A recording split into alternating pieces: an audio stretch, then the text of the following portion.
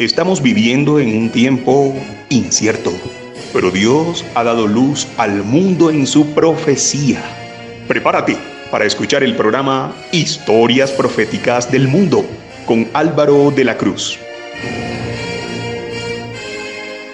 Todo nuestro contenido está disponible para reproducir y descargar desde nuestras cuentas, canales y perfiles, desde las redes sociales, sitio web y plataformas. Usted nos encuentra en todos lados como la Historia Profética del Mundo, en Spotify, Google Podcasts, Facebook, Instagram y TikTok.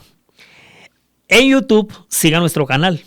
Dele me gusta a los videos y active la campanita de notificaciones para que le llegue de inmediato cualquier contenido que se vaya compartiendo. Nuestra página oficial en internet es www.lahistoriaprofeticadelmundo.com www.lahistoriaprofeticadelmundo.com. No dejen de asomarse por la web. Siempre estamos publicando novedades. Siempre.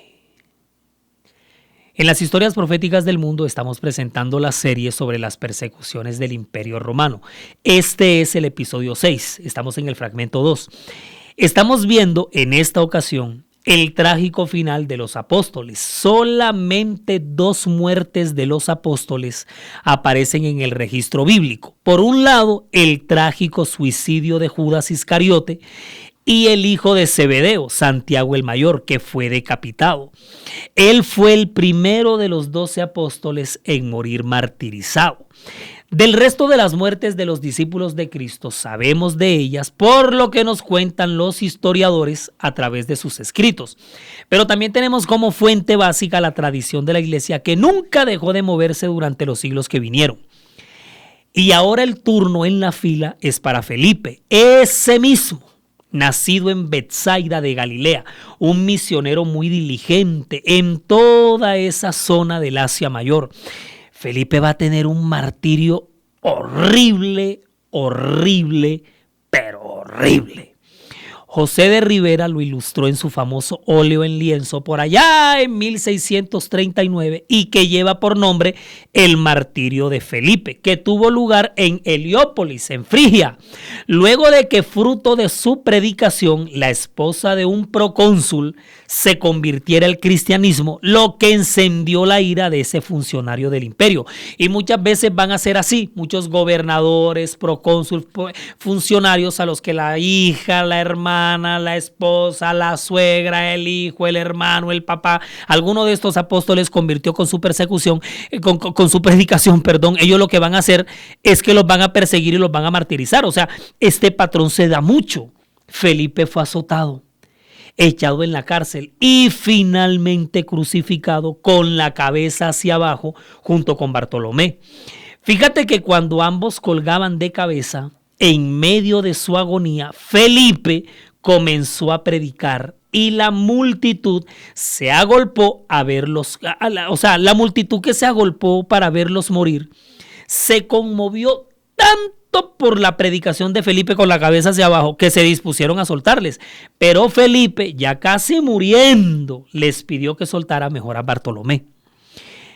Mateo, el evangelista o Leví Mateo, desarrolló gran parte de su ministerio en Partia y Etiopía, y es en este país donde va a morir martirizado. Aunque hay muchos datos de diferentes registros que no concuerdan entre sí, no solamente con el martirio de Mateo, sino con todos los que estamos mencionando aquí, se puede decir que Mateo fue asesinado con una alabarda en la ciudad de Nadaba. En el caso de Santiago el Menor, o Jacobo el Menor, o Jacobo el hijo de Alfeo, o Santiago el Justo, porque así le llamaban, Santiago el de la epístola, ¿no? La carta del apóstol Santiago. De este Santiago es de quien estamos hablando.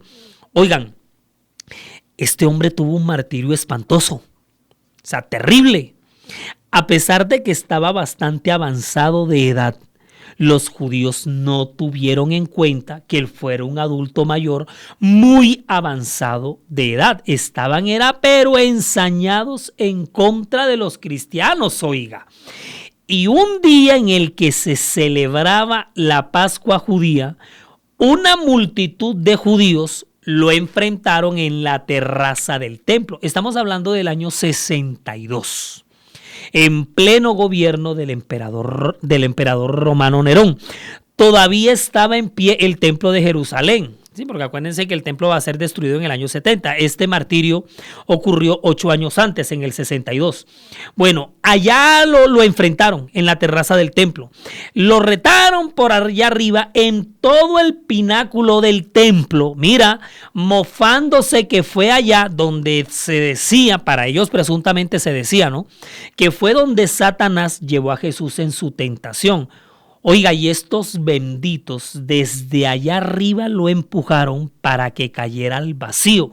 Y cuando su cuerpo impactó en tierra, otra turba de judíos que se encontraban ahí abajo, mirando hacia la terraza, lo que hacen es que lo rematan a pedradas. Y en medio de su lapidación, Santiago el menor, ¿cómo puede, en medio de la cantidad de piedras que le estaban cayendo arriba, además del semejante golpe que ese hombre se dio? Bueno, también leí por ahí que se levantó como si nada, oiga, habiendo caído desde semejante altura, pero en medio de su lapidación, Santiago el menor, ¿cómo puede? Se arrodilla y levantando sus manos, clama a gritos a Dios pidiendo que perdone a sus agresores. Uno de los sacerdotes del templo que estaba pues contemplando semejante barbarie, con súplicas acaloradas les pide a toda esa gente que ya paren la agresión, que respeten que Santiago es un viejo. Pero uno de estos, de los más enardecidos fanáticos, sale corriendo, va y trae un garrote de batanero, o sea que es como un mazo gigante de madera, y lo que hace es que lo descarga sobre la cabeza del apóstol y le abre el cráneo. Así murió este otro discípulo de Jesús. Mira, así murió. Su cuerpo fue sepultado en ese mismo sitio al lado del templo. Este hombre que murió de esta manera tan bárbara, tan miserable, tan canalla, tenía 99 años. Esta gente lo mató a esa edad. Muy lamentable esto. Matías, el que, ¿se acuerdan? El que reemplazó a Judas Iscariote y del que, pues la verdad es el de todos los discípulos es el que menos sabemos, fue decapitado en Jerusalén con un hachazo que le dio un soldado romano por allá en el año 80 después de Cristo. Mira, así fue como va a morir Matías. Luego de que otra turba, oye, siempre es esta multitud enardecida, no se pueden enfrentar uno para uno, yo no sé qué les pasó. Otra turba, también de judíos, lo dejó moribundo después de severo apedreamiento al que sometieron al pobre. Mira, Matías fue un destacado obrero misionero en Judea y gracias a su ministerio fueron convertidos a Cristo y hasta se le atribuyen numerosos milagros y prodigios porque gracias a su ministerio fueron muchas las multitudes que se convirtieron a Jesús. Oigan, todo esto fue duro. No, de verdad, todo esto fue muy duro. Y esto no lo estamos relatando aquí ni por morbo, ni por amarillismo, ni por curiosidad, ni por querer contar muertes trágicas de esta manera, o porque no tenemos oficio por hacer y pues que tan desparchamos estamos que nos ponemos en esto. Esto se trata es del testimonio vivo.